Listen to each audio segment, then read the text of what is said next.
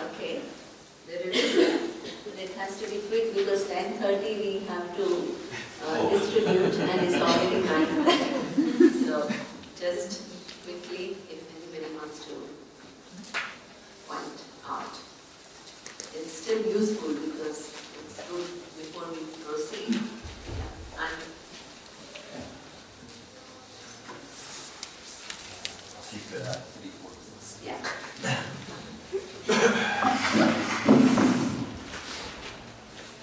Okay, point 1. We spoke about comparing between Vedanta and pop spirituality.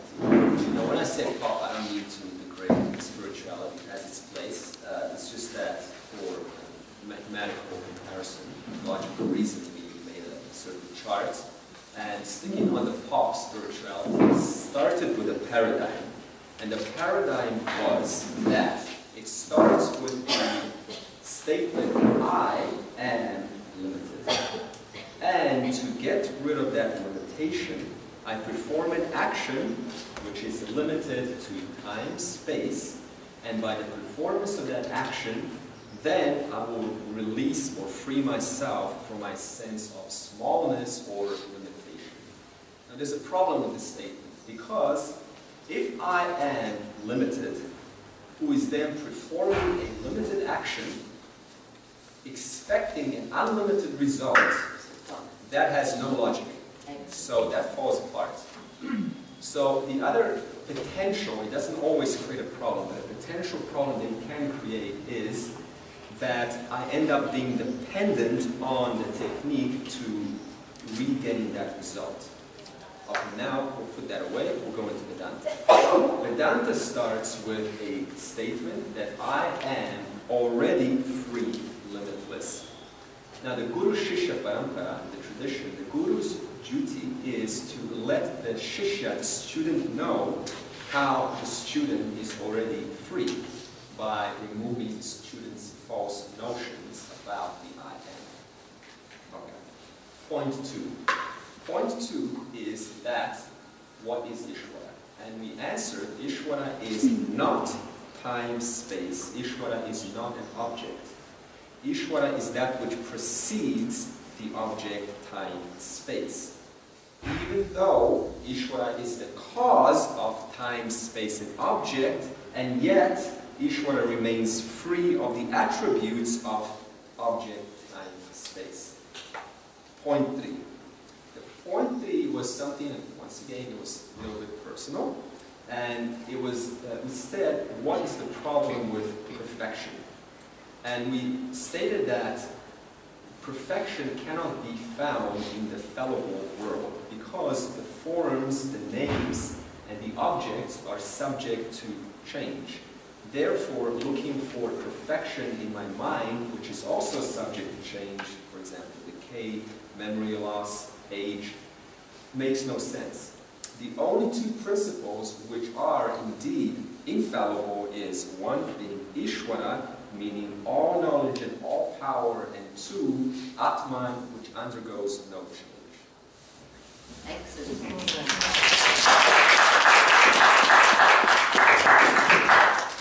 Very good, Andrew. Excellent. Okay. Anybody else? Yeah, 2 more.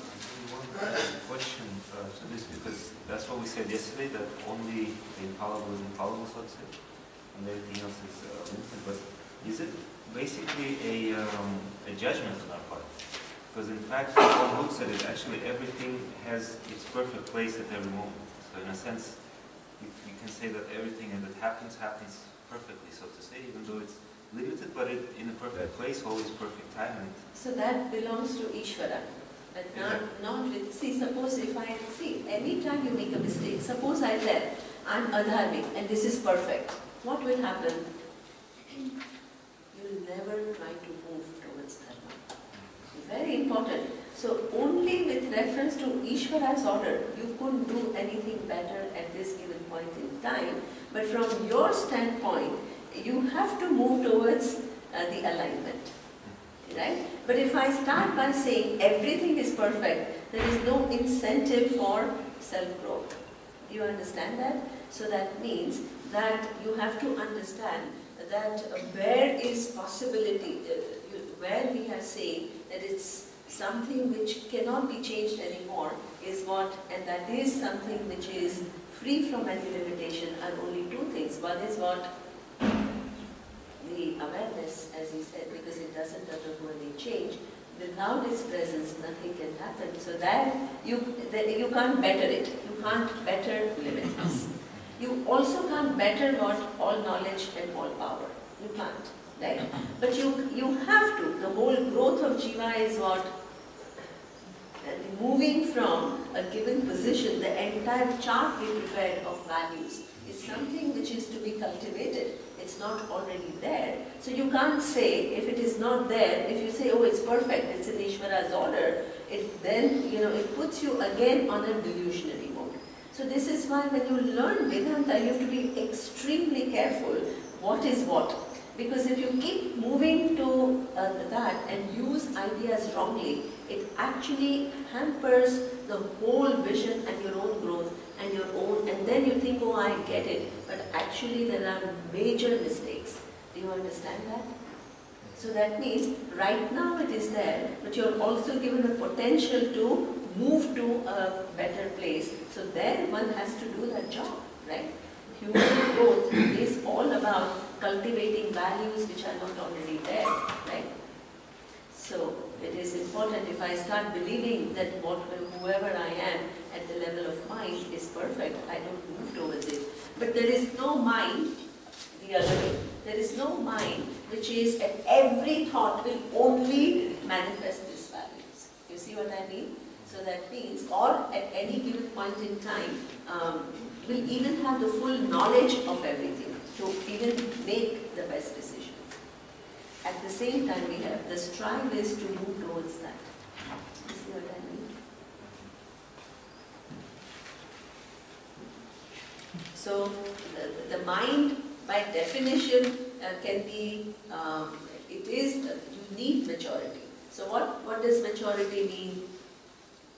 All those things that we talked about. So we don't want to go into it again because the entire class will go again there. Right? So that means that is a mature mind. But at which point you'll do all of this 100% perfectly. But you have to still move towards that. Right? And by doing so, what happens is you get Ishvara's grace, and at one point you have sufficiently worked on all these qualities where your mind and its thinking processes are all in line, the problematic areas are taken care of, which then makes you eligible for that knowledge, which makes you see two levels of what? The things which cannot be improved anymore, and that is awareness and what? All knowledge and all power. So it's a paradigm shift.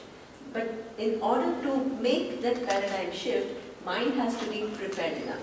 But the mind, by its definition, cannot be perfect.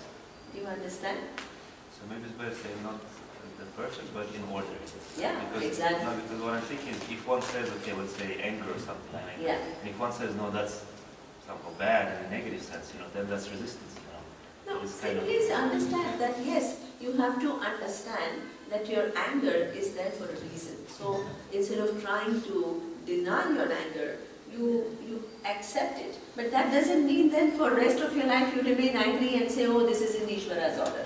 This is a problem, right? So this acceptance, you have to really understand, yes, right now it is there because it is in order, right?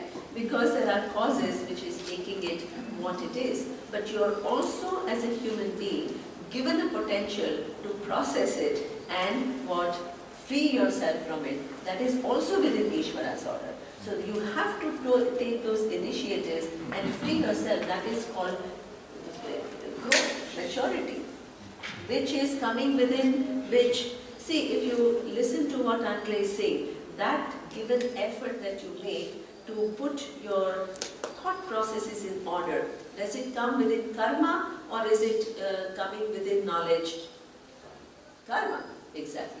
You are taking your own initiatives, detecting certain attitudes, accepting they are there, and you are trying to correct them. That is karma. What kind of result karma can give? Limited. Please understand, it's all connected. We don't connect things properly. You see what I mean? So that means it will give what? Limited result. Through that, you can never have a mind which is perfect. Why? Because the mind is limited, the effort is limited, it will produce limited results because it is within the domain of karma. Within the domain of karma, Andre started by showing the logic. Through karma, can you get freedom from limitation? Impossible. So that means you have to put, otherwise what happens is 3 points seem all unrelated. What a mature mind is able to what? Connect all these 3 points and create a coherent vision. Otherwise, Vedanta, different concepts will be like little bubbles staying there. Nothing is connected to create what? A coherent vision.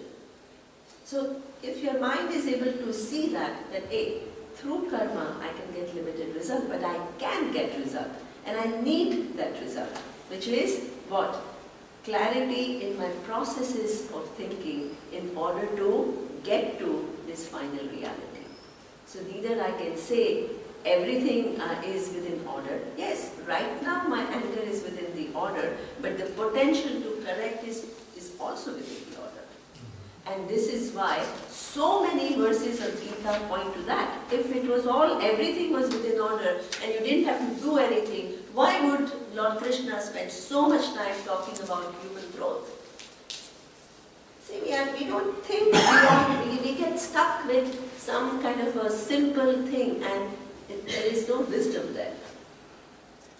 Because, but the dissatisfaction that you will get is also really good. So it's like Sorry? the Yeah, so dissatisfaction that and means, the problems you will get is also yeah, with them. so that it's means eventually you have this satisfaction that you get is within order, but your whole attempt is to free yourself from dissatisfaction. So that is something which then moves you in 2 directions, right? Moves you in 2 directions. What are the 2 directions? One is knowing the reality, and second is what?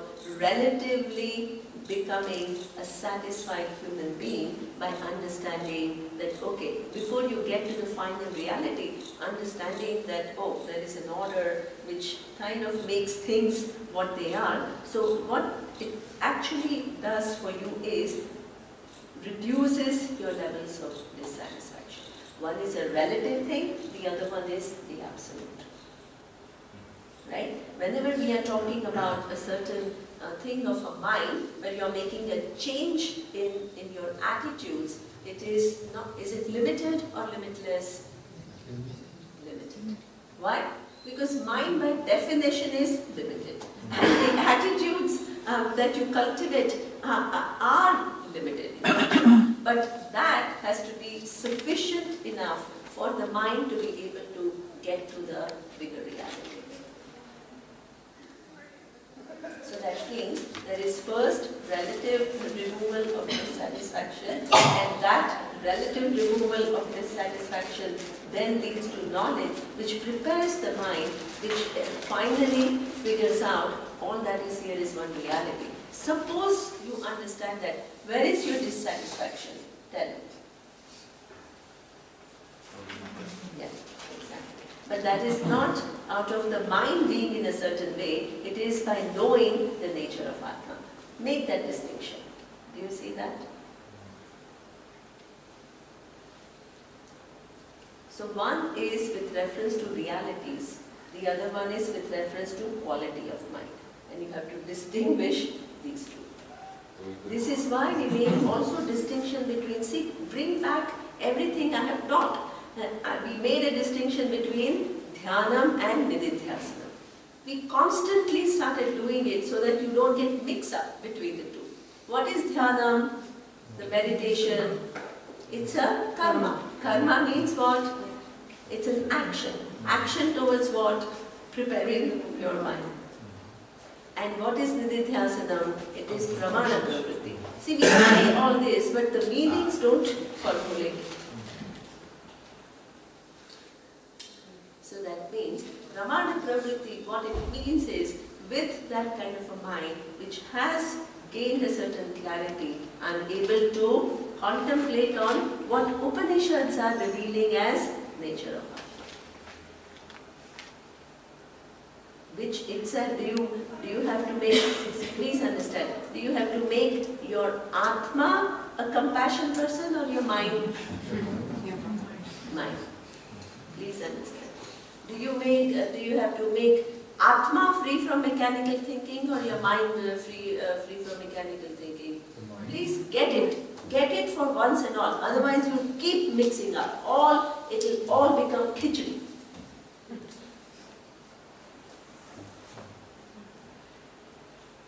Atma, the vision is Satyam, Jnanam, Anantam, Brahma. And that is something that you don't know. And where the knowledge has to take place is in the mind. That mind is now all over the place because of Adhyasa. Now what you need to do is bring it to a certain clarity from which it can see this reality. Mind has to become what? Has to become mature. And what maturity is, we spent yesterday's whole class on it. And you guys did a wonderful job of just pointing out so many aspects of that maturity. Otherwise, maturity only remains one word and nobody understands what is meant by maturity. So what did we do? We deciphered the word and you guys came to so many different things that you need to work on. Because some of it you may already have, some of it you have to understand that you don't have. So what you don't have is belonging to Atma or is it mind? Mind. Get it clear. So mind has to be prepared, which requires effort. It is within the domain of karma. But the reality is not within the domain of karma. As Andre really pointed out, it is like mathematics, right? Limitlessness cannot be produced through action. Either limitlessness is there or it is not there. And what Shastra reveals is that limitlessness is your true nature and it gives you series of logics and with a very sophisticated methodology makes you see how it is so. So you have to use that methodology. That's a different process. What is that process? Shravanam, Mananam, Nididhyasanam. Two very different processes. One for the maturity of mind, the other one is for understanding the final truth. One is called Yoga Shastra, the other one is called Brahma Vidya. If you keep mixing up between all of this, what will happen is, oh, Ishvara, that is a very simple level of it. Oh, Ishvara is everything, it's all knowledge and all power, and all that is here is that Ishvara. So therefore, I don't need to do anything. Then, where is this whole big thing of Arjuna's question, what should I do now? And how do I even begin to look at this situation? What is to be done by me? So please don't confuse that. So that means when it is about you're within avidya, don't pretend that all that is here is what? Knowledge and all knowledge and all power, and all that is here is awareness of what is to be done. This is a very wrong way to approach Vedanta. Because please acknowledge you are right now within avidya. You don't know this reality. You have to start from where you are. And in order to know, what do I need to do? Otherwise, you'll keep bringing the understanding that you have not understood, and you will use it to get away from everything. This is an escapist Vedanta.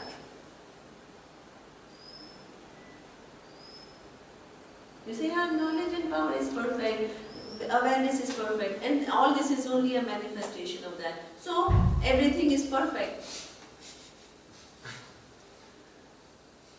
From the point of view of Ishvara, but we can never... But you can, exactly, because you are right now within the avidya. So what is your job? To get out of that avidya. So in order to get out of avidya, Ishvara is giving you the key. And what is the key? 2 areas, Yoga Shastra and Brahma Vidya.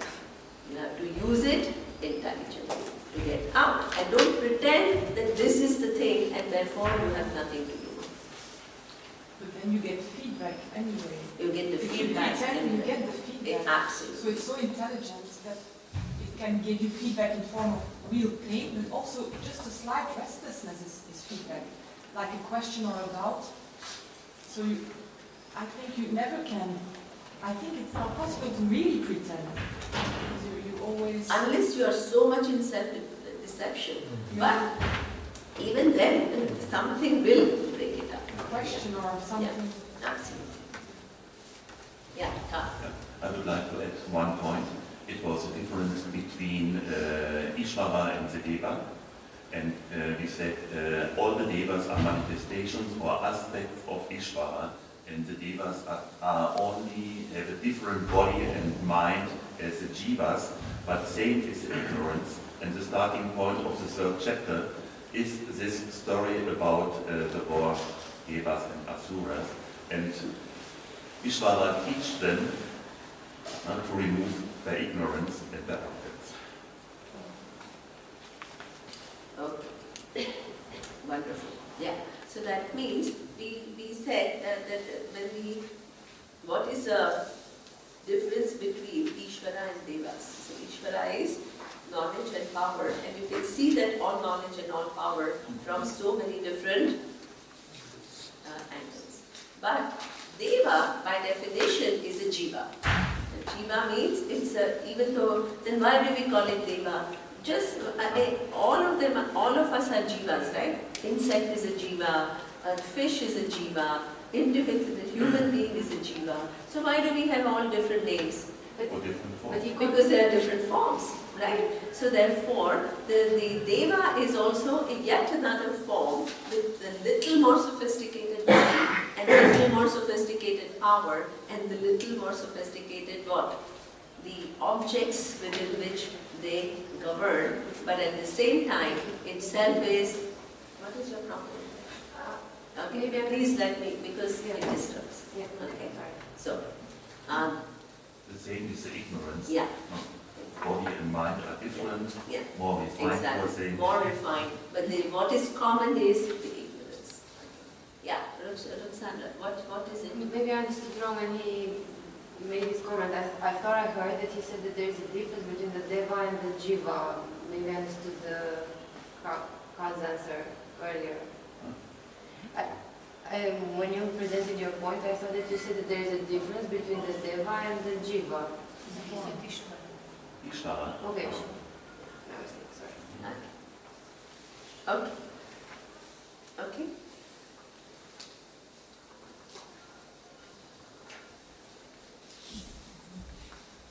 So therefore, what we saw is that all that is here is what, now the Agni and Vayu retreated. Now we have to see what happens next.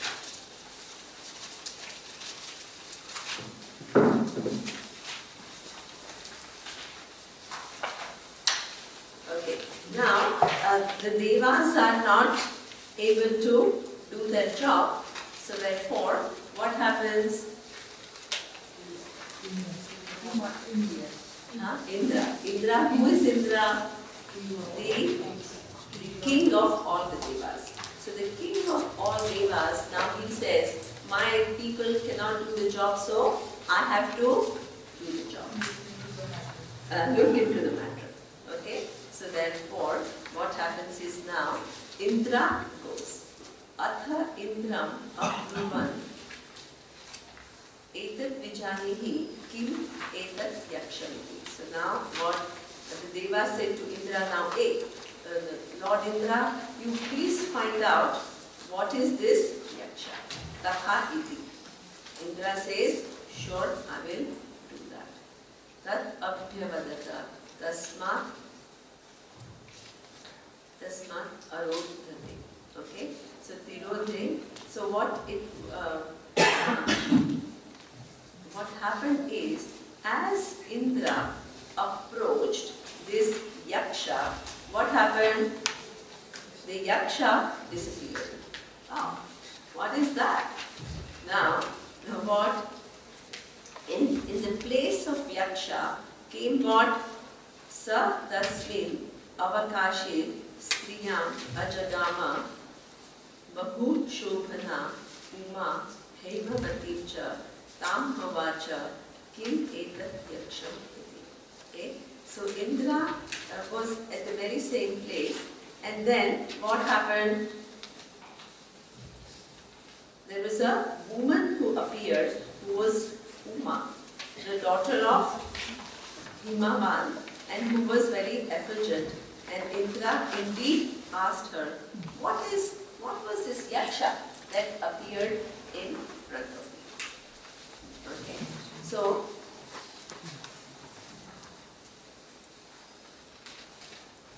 what is this?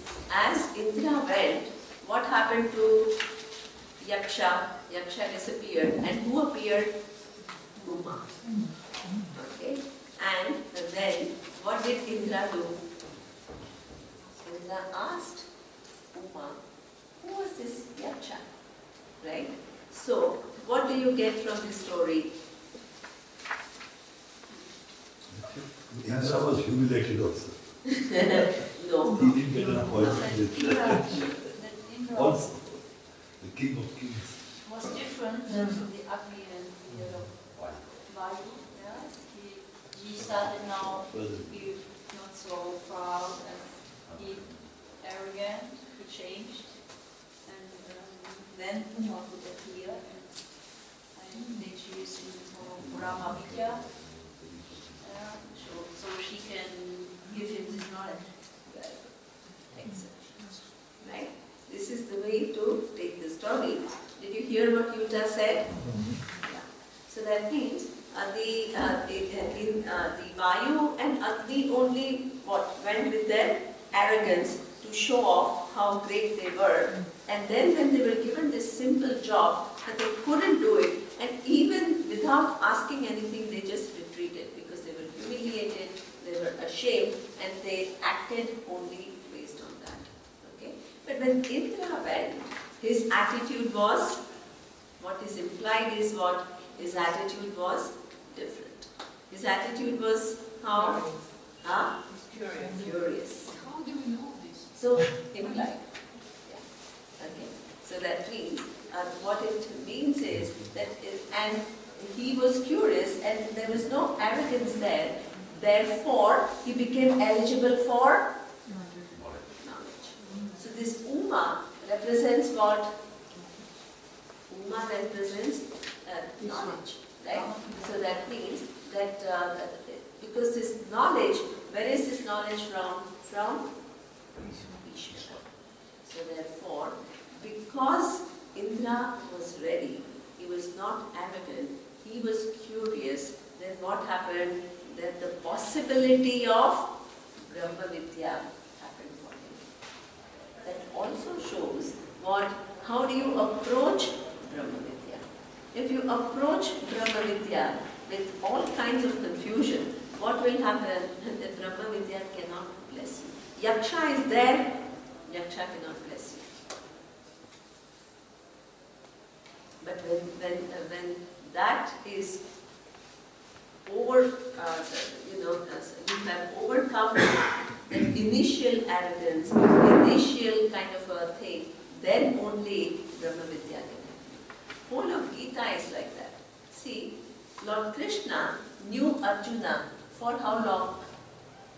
Since they were kids. Why did this teaching take place in the battlefield, which was the last place that you would imagine the battle, the knowledge to take place? Why? Because Arjuna was ready at that time. Exactly.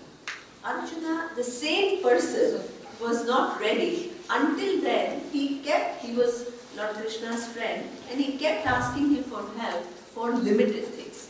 As long as you keep asking for help for limited things, you receive help for those limited things.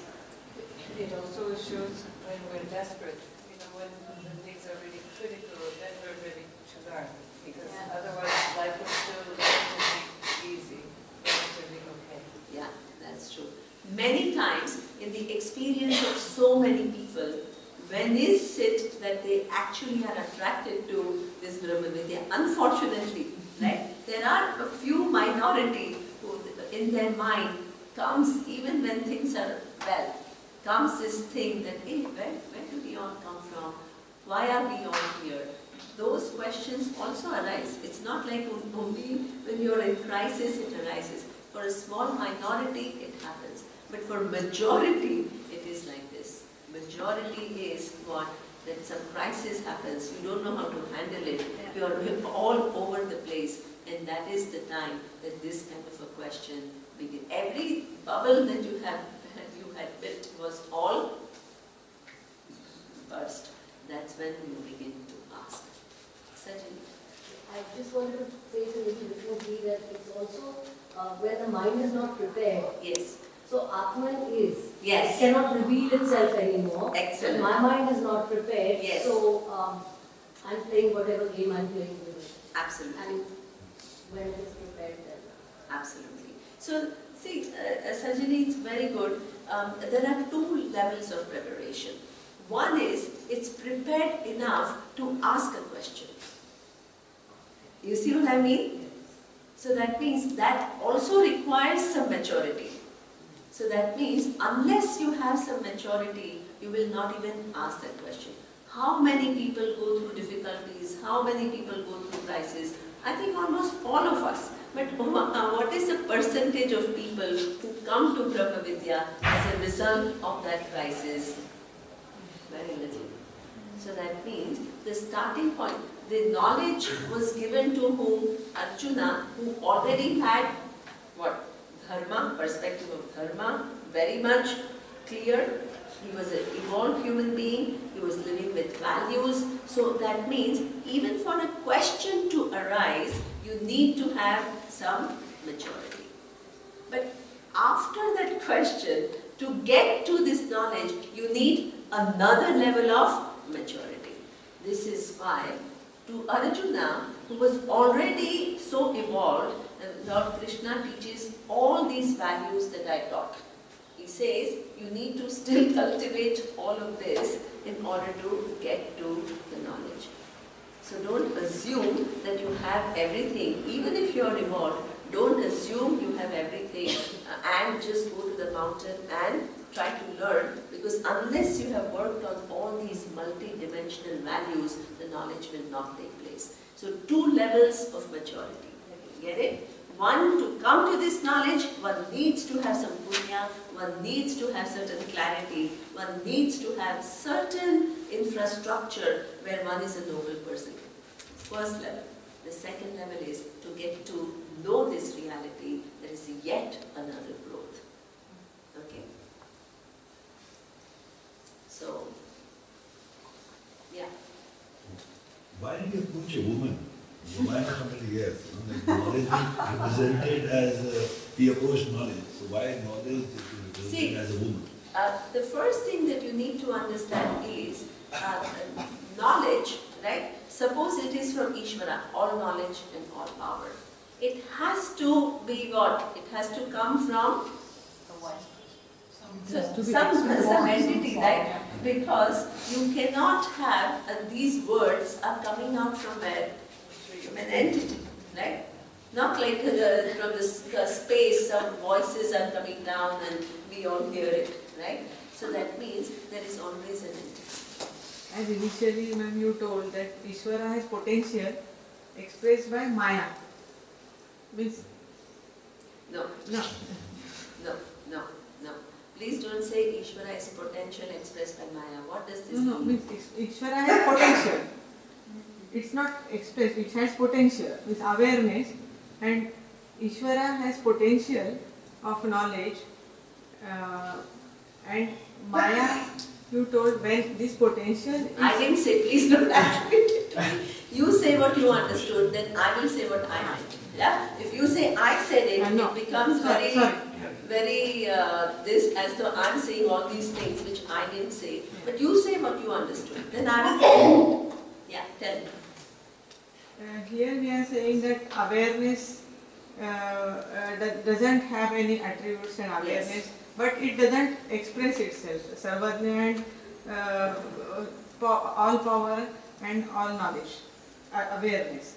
And Ishvara is potential which has all power and all knowledge. Anybody else? What? Awareness doesn't have any attributes, it is not having anything.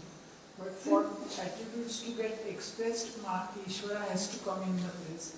And the expression of Ishvara is because he is all knowledge, all Shaktiman, the whole Srushti has come.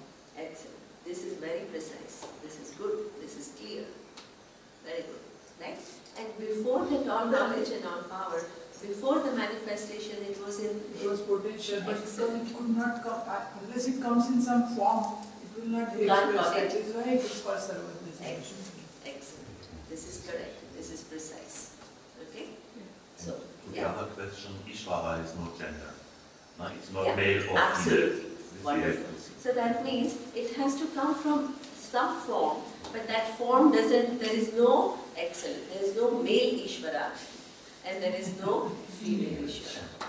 So that means itself is free from all forms, right? Itself is all knowledge and all power. At the same time, what it has, suppose teaching you, it has to come from any person. And this is why in Upanishads you will have got so many different characters teaching each other. So in Brihadaranyaka Upanishad, what is the dialogue is between husband and wife. Then Chandogya Upanishad, it is between father and son. So that means that anybody can teach anybody. What is the condition? The person who teaches has to know. That is the condition in order for the knowledge to be transferred. In Bhagavad Gita, Lord Krishna doesn't, and these are all the people, suppose we call them this Yajnavalkya who's talking to his wife Maitreyi, right? And Uddalaka who's speaking to Shvetaketu in Chandogya Upanishad. These are all what we call Ishvara, or they are just Jiva who become wise? Jiva has become wise.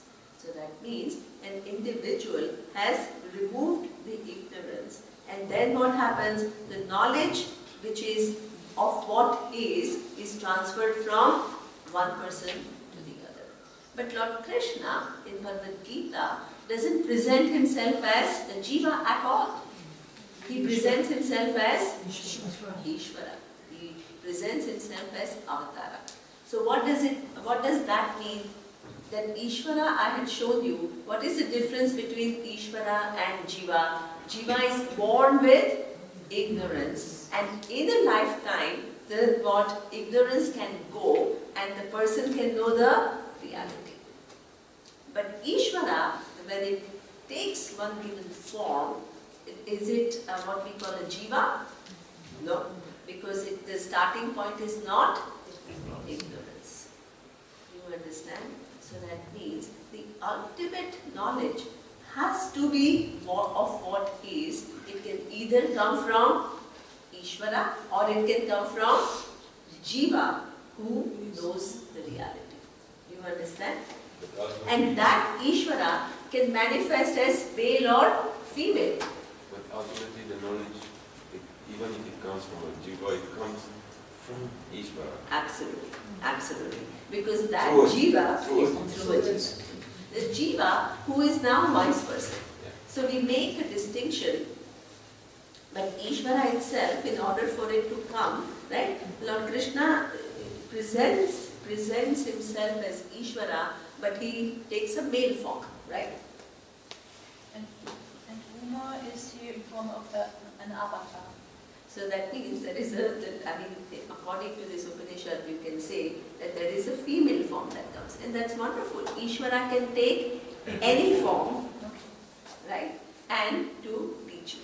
Without words, there is no knowledge which is taking place. So the words have to come from somewhere, right? So this is insignificant, whether it's It is insignificant, exactly. It is not significant, exactly. So that means what we say is the pramanas, right? In order for you to know, you need words.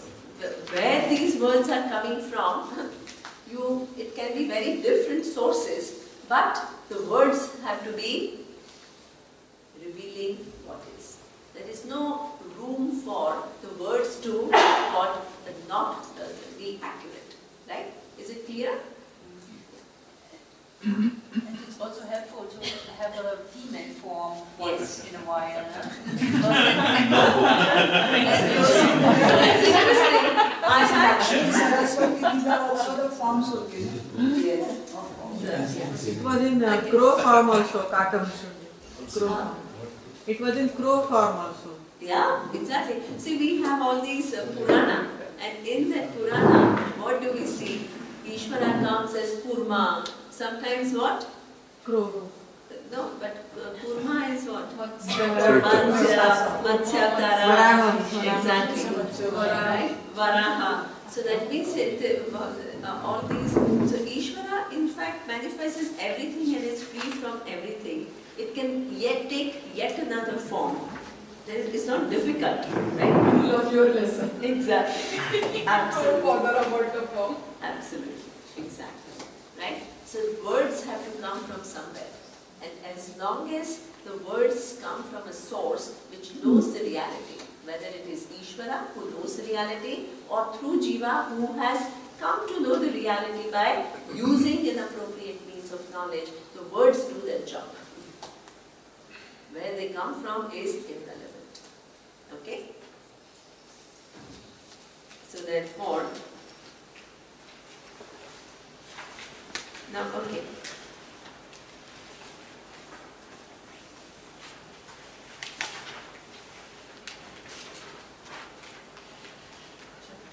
Okay, so now let's go to chapter 4. I think the thing is, the story is continuing. So let's see the continuing story. Sa Brahma iti ha uvacha Brahmana va etat vijaye mahitavyam iti tataha ta eva vidanchakara Brahma iti. So what Uma, who appeared in front of Indra, revealed to Indra that Yaksha that appeared in front of Agni and Vayu was what? None other than Brahman. So that means it is the reality, I mean that form knew the reality. So therefore, when he teaches Indra that this victory that you had is not only because of whose victory it is? Ishvara's victory, exactly. So, from that teaching of Uma, Indra knew that Yaksha, it was what? So that means, what does this verse say? That even Devatas are born with ignorance. I mean, they are traveling in this universe from one place to the other, they also, how does their ignorance go? They also need to be taught. Without teaching, ignorance cannot go. Why? Because for any ignorance to go, you need an appropriate means of knowledge. Right? Devas have a very refined eyes. The range of the eyes is much higher, but still it cannot reach Brahman. Why? Because it is chakshushaha chakshu. It is not something which is available to even the refined chakshu. You understand? You can go on increasing your capacity of your eyes, but that will not make you see the eye, that presence which makes the eye what it is. What you can do is to see more objects, different types of objects, more subtle objects, but you can't see that which makes the eyes which makes the eyes. So that means whether you are here or you are a deva, wherever you are in this universe, right? If there is ignorance about what your true nature is, the method of removing that ignorance remains the same. Any ignorance requires what? Knowledge, and for knowledge you need an appropriate means of knowledge. And because it is not an object, so therefore refined senses will not do the job. Refined mind will not do the job. So therefore, the Ishvara has to come and teach you what it is. Make you see chakshushaha chakshuhu, manaso mana. Now, what is the advantage that Indra had according to this story? What? He got it, right? He got it. Why did he get it without much effort? Because already what?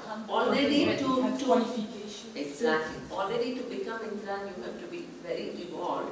Plus he was humble. Plus he was curious. So that means what it shows is, suppose you are on this earth, but if your mind is prepared, if it is endowed with proper values, what as a result of your own effort, it can get this reality like this. Why? It can get this reality like this because it is already here. As Sajali said, it cannot reveal itself more than what it already does. So if your mind reaches, just removes the ignorance, the show is over. So this is why what Indra understood is Brahman. But there is one more, the thing is shown here by this verse. What else is shown? It shows Indra got it, but Indra also understood one more thing. And what is that one more thing that Indra understood? Teaching. Teaching that we saw. What else? It says very clearly. So that means there is one more thing that Indra understood, that the victory they had against Asura was because of Ishvara. So that means Indra understood not only Brahman, also understood Ishvara. So that means there is no way to understand Brahman without understanding Ishvara. Why? Because that is what made that is what makes Indra's form what it is. That is what makes Asura's form what it is. That is what makes what everything possible. That is what makes Agni what is Agni, Vayu what is Vayu. Because Brahman is attributeless. You see what I mean? So that means any time that you have to understand the reality, you not only understand Brahman, which is Satyam, Jnanam, Anandam, Brahman, but you also necessarily have to understand Ishvara. There is, why? Because you find yourself with a form, you have to account for it. You find yourself with a mind, you need to account for it. This is why Swamiji used to keep saying that what Vedanta without Ishvara becomes like you float in some idea without any substance. And this is what, it's interesting. There were, he had a lot of students, and many of them had this idea of Ishvara as an external entity. And not only as an external entity, but a kind of a judging entity, right? That you're good, then I will send you here, and you're not good, then you're, I will punish you. So that idea they had rebelled against. So they were not comfortable with this idea of some authority, which is exactly what Sajali was also saying, that she was almost allergic to this idea of some entity out there looking at you and kind of telling you or punishing you. So there's a lot of resistance. So many people have, because they can't handle an authoritative figure which is what overlooking everything, right? So therefore, many of them used to ask Swamiji, Swamiji, why this Ishvara invokes this feeling of somebody, some authority who's judging me and all that, and we are very uncomfortable with that. Can't we just use Vedanta to understand that everything is awareness and skip this whole part, because it is making us very uncomfortable. Many questions, many people use to ask. After I go to awareness, what else? What else? Why should I know Ishvara? Why should I? Because it is bringing in my mind images which I have rejected and I have rebelled against. Right? Because if Brahman is the final reality, if you know it, others are details. This details means you have very little buddhi. It is what we call trivializing things which are not trivial. This is a problem of a human mind. There is a big reality out there and I trivialize it. Oh, these are just details, I'm not interested in it. But is it because the mind doesn't grasp it? Exactly. Absolutely. It wants to create an illusion of, oh, I'm the greater and everything else is a detail, I don't need to know it. Suppose you tell everything else is a detail, I don't need to know it, you eliminate Ishvara, what will happen? How will you account for your existence here? Tell me. The mind which is thinking, the body which is aching, which is shivering when you go to Ganga. You will get an immediately feedback from Ishvara. Exactly. Right? You can't just ignore everything and kind of park yourself in some final place which is just the imagination of your mind without having any foundation. Reality means you need to understand all the intricacies. Do you understand that? Otherwise it's not called reality understanding. So that means, as Swamiji used to say, if I take out Ishvara from Vedanta to please you, because you are not comfortable with your image of Ishvara, what will I do to the whole great tradition? I will make Vedanta into Devanta. It's all khichdi, all confusion. We all float with this idea of awareness and awareness. Nobody knows how this body came, nobody knows how the mind came, nobody knows how the universe operates. Just nothing. Ignore it because this is all details. What kind of a mind is this? Trivializing things which need to be, which actually require a lot of understanding.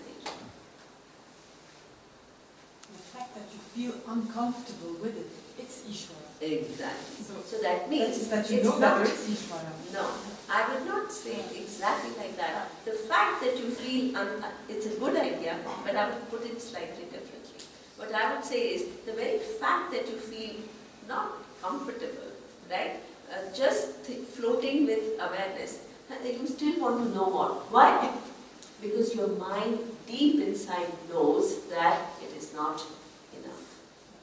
Right? So that means that itself, that discomfort, where does it come from? From Ishvara. You're saying I Shows you exactly that, hey, please don't pretend that you understand when actually there is still a lot to understand. Right? So this is why that everything else is not a detail. If it is one, it has to be understood accurately. All the different relationships have to be understood accurately, and your mind has to understand what is what. Otherwise, it's not called knowledge.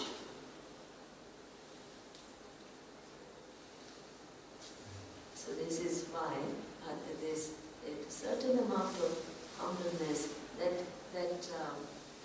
the approaching of how do you approach the pramana?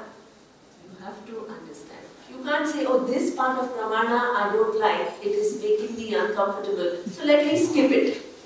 But this part of pramana is okay, I kind of, so that's fine.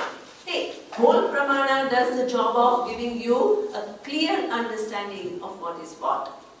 If you use only part of the pramana, your knowledge is not going to be complete. Suppose you say, I only want to use this part of pramana, shravanam, madanam and nididhyasanam and get to know the reality, but I don't want to do this job of my personal growth. That is too painful. Can't do it. You will end up with Agni and as Vayu. Situations will arise and you don't know how to handle it.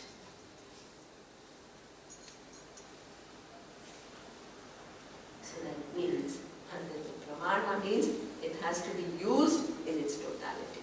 It's not you. See, look at the arrogance. You decide which part of pramana is important to you and you want to. So what remains is what? What becomes supreme? The individual. And your image. And your image. And what you are comfortable with. That whole approach to pramana is highly arrogant. We don't realize it. Approach to pramana means what? I need to get to the reality. I have no way to get to the reality. Let me use every aspect of pramana, which is so brilliant, which covers every aspect to what? Enable me to see what is. That is how I approach pramana. We also have to learn how to approach pramana. Not only how to what? Use it to bless us.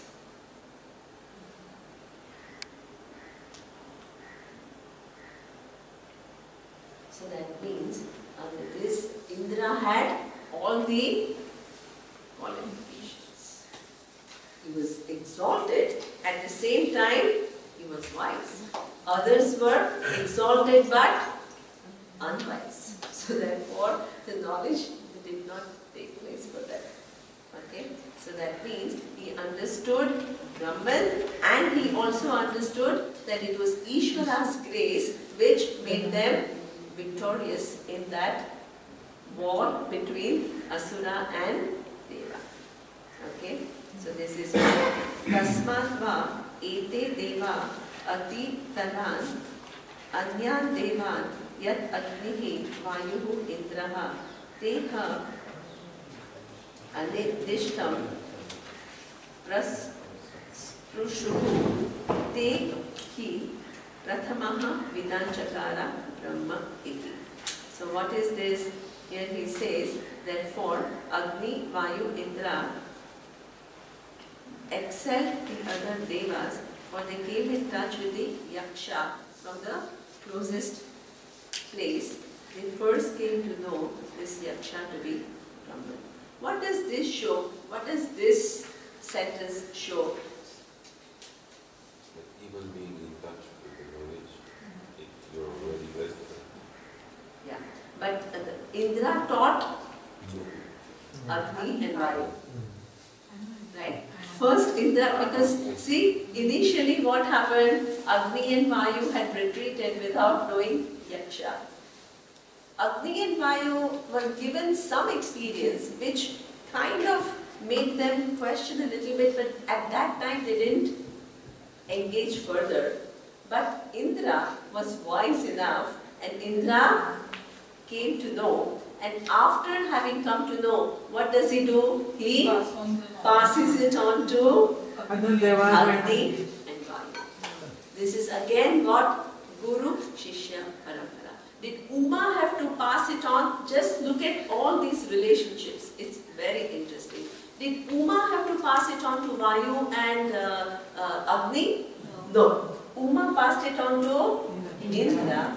Indra became wise and Indra passed it on to Vayu and Agni. So once Indra came to know the reality, Uma doesn't have to keep coming. Ishvara doesn't have to keep coming. Ishvara speaks through the wise person. You understand? Somebody who has removed the ignorance has the same vision that Ishvara has. So therefore, you don't need, so many times the people used to ask Swamiji, Swamiji, Arjuna was so lucky, Lord Krishna came to teach him, where is another avatar as Guru come? This is a common question. Oh, because I want to be taught by avatar. Who will be? So, what is the answer that Swamiji said? He said that come to teach them. Exactly. So that means whether it is avatara or it is jiva, if the knowledge has taken place, the knowledge is the same. It is the same knowledge which is passed on. What is the difference then between avatara and jiva? Tell me. At that instance, nothing. Then why do you call one an avatara and the other jiva?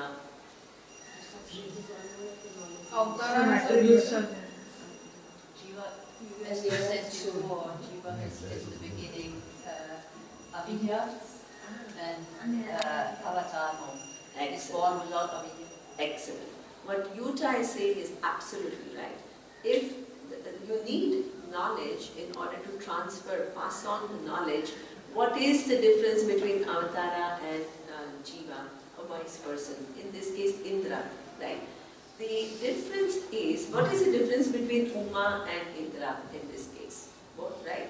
Because what happened? Uma passed it on to Indra and Indra passed it on to Vayu and Agni. Knowledge remains exactly the same. What does Uma represent? Uma represents Ishvara, right? And because she appeared as a female, it is avatara. Ishvara appearing in one form. That is the definition of avatara. Because all knowledge and all power by definition has no one given form. But here it has come as one form. But then how is it different from jiva? It comes without ignorance of what the reality is. This is why we call it avatara. You understand? Now, so that form has come and done the job of transferring it to Indra. Who is Indra? A jiva, an entity who was born as a person who was ignorant of this reality.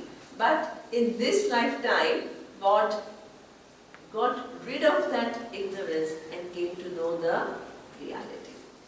After having come to know the reality, the knowledge that Uma knew and the knowledge that Indra had, was there any difference in the knowledge? No. But the this Uma was born without ignorance. Indra was born with ignorance, and in this lifetime removed the ignorance. So in one case it is avatara, not born with ignorance, right? In the other case it is jiva, born with ignorance. But after the ignorance is removed, jiva becomes, the vision of jiva becomes exactly the same as vision of Ishvara. This is very, very important. The starting point is different. That's why there are two different names. One is avatara and the other one is jiva. But upon knowledge, that difference goes away. That's why in Bhagavad Gita, Lord Krishna says, Gnani to Atma eva nevatam. Gnani, any person who has removed ignorance, becomes one with me. One with me because understands exactly what I understand. So that means that through teaching, that the jiva has removed ignorance. Yes?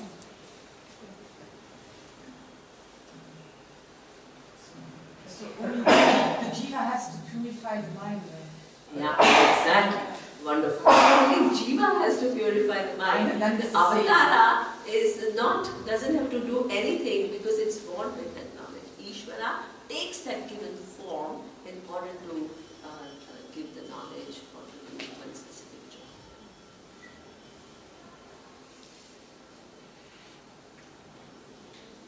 So therefore, here he says that there is then he says that what they were, why did Vayu and Agni at least had an opportunity to see Yaksha, even though at that given point in time they didn't make use of it? Among all the devas, because they had an opportunity to at least see Yaksha for a while. So what does that mean? They're fortunate. What it means is, suppose, even if you are given an opportunity to listen to this knowledge, and suppose you end up being in this class, but it doesn't make much sense to you, and you decide to walk out, and you say, no, I don't understand what is going on here. Either you project and say this knowledge, I don't know what it is talking about. So that girl, she was here, she says, yeah, I thought they are creating some illusionary world of limitlessness, and they are all living from this illusionary world of limitlessness, when she first listened to Vedanta.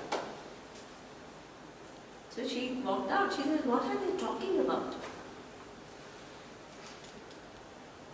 So that means that you can walk out, right? Either you think you are not good enough and you don't understand, it's too high for you, or you say, what is this knowledge? It's some kind of a cult, it's some kind of a delusion that they create about limitlessness, and everybody starts buying into it and starts living from it. So that means you project on the teaching and you walk out.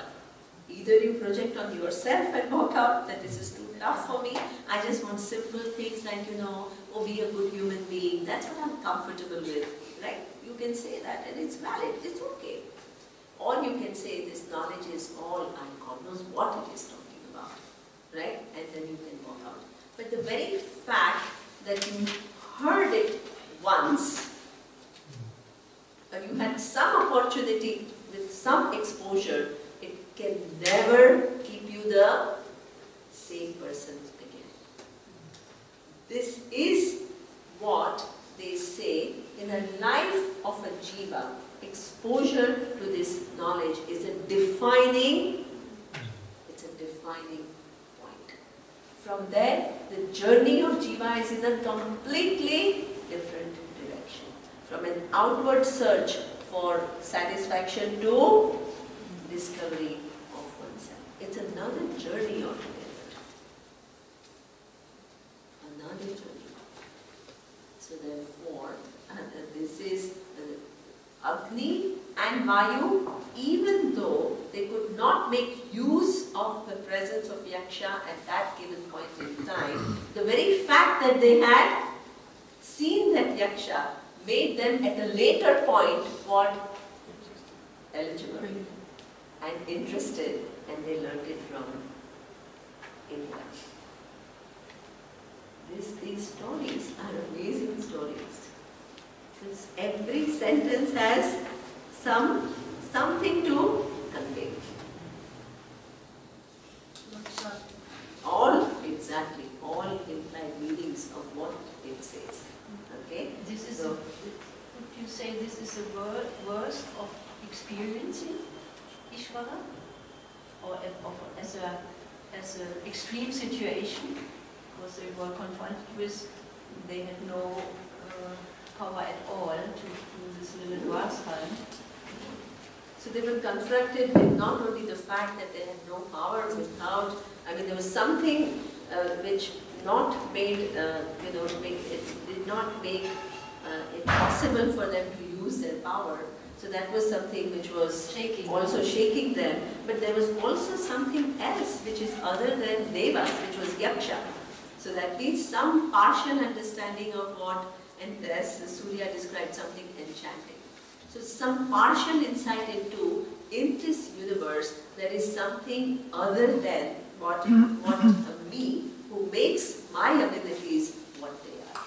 You understand? Shotrasya, Shotram, it's all connected. You see that what makes my abilities what they are, there is something else. They were given an insight into that. Whether it is your little ability or a huge ability of a deva, there is something behind it. They were given a glimpse. But they were not ready at that time to figure out what it is. But later on, they figured it out because that glimpse was given. Possibly that feeling ashamed after not able to perform, apparently the simple thing, even that must have set them thinking that I think that I am the great as far as this task is concerned, and this is something I cannot do. So there is something much beyond that I know. Exactly. So that means, and what is that much beyond? There was a possibility given in form of yaksha. Because yaksha is the one who challenged, right? Yeah. To something else.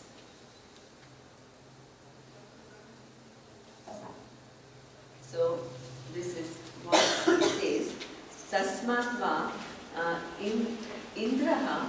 Oh, okay. I will stop here. We will. Okay. Oh, I will finish it today. Yeah. So we have tomorrow time for the rest of the Bhagavad Gita. Very good.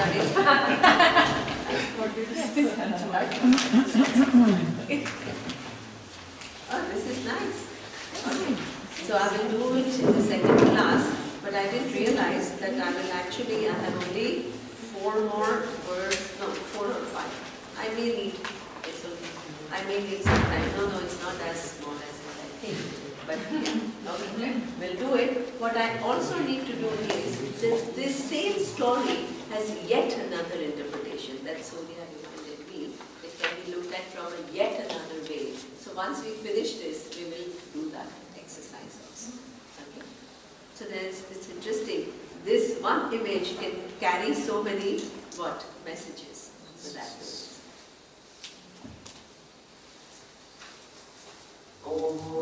Purnamadav Purnamidam Purnat Purnamudachyate Purnasya Purnamadaya Purnamevavashishyate. Om Shanti Shanti Shanti.